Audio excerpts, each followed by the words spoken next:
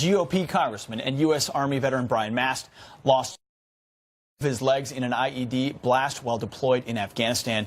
He joins us now to react in his continued service. Congressman, thanks for joining us this morning. This is something the NFL never got ahead of. It got away from them. Here we are on Veterans Day weekend, and there is a movement afoot for a big chunk of the country to say, we may love this game, but we love our flag a lot more, and we're going to turn it off. What do you make of that? It's a great movement. You know, anybody that's ever seen a flag folded and handed to some family member, a spouse or a child, anybody that's ever seen that, it's the most beautiful flag I've ever seen. Anybody that's ever seen that cascade over a casket of a friend, they know that that's not the time and place to go out there and have this kind of protest. It's just not the right time. And I could use a lot of really harsh words to say how much this really pisses me off. I have no doubt. You have an op-ed out. You address invisible injuries of war.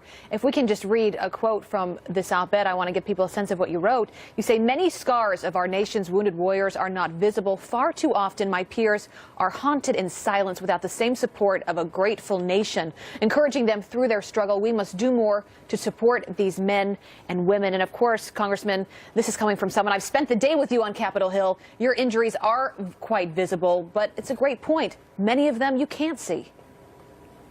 My injuries are easy. You know, people look at me, they say, okay, this guy's missing 2 legs, he needs a cane, maybe he needs to grab my shoulder, maybe he needs a handrail. That's easy to identify the assistance that I need. For so many of my friends, people that spent time on the battlefield, you can't see what it is, the pain that they have inside of them. You can't see what it is that they're yearning for, that they need. So when you think about Veterans Day, that's the time to recognize what their commitment was. They went out there, they were willing to be targeted by snipers, they were willing to walk across landmines, they were willing to fly across enemy lines even though they might get shot down. I mean, these were amazing people. Recognize that sacrifice, but get to know them actually more than just saying thank you for your service. Really, you know, touch their heart and find a way to build a relationship, and we'll be able to help that. And Congressman, thank you for your service. Let me ask you, let's go back to where this all began. That is, San Francisco quarterback Colin Kaepernick started the kneeling movement.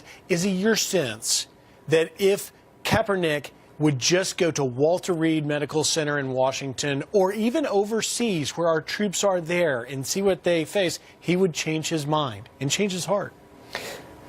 I wouldn't say that he's in any danger of changing his mind or his heart. I don't know him personally, but I think if he wanted to undertake a true way to be an activist, you could look at somebody that's been an NFL activist, and that was somebody that served this country so valiantly, Pat Tillman. Pat Tillman was an NFL activist. He went out there, he joined the 75th Ranger Regiment. Those are the men and women that I served alongside, and he gave his life for this country. That's what it looks like to be an activist coming out of the NFL. You know, there was a time back during World War II when professional athletes, they left what they were doing, they went out there and they served their country. That is patriotism. That's what I want to see out of players from the NFL, not this protesting during the most important moment of that entire game when everybody comes together to put their hand over their heart or render a hand salute and respect our American flag. Such a good point. Actually, the most important part of the game is when we do come together collectively in opposing jerseys and salute that flag. It's amazing that we turned a uniting symbol into a dividing one by turning it into a protest. So well said this morning, Congressman. Thanks for all you fight for over there. Thank you. So good to see you, Brian Mast. Yeah, great guy.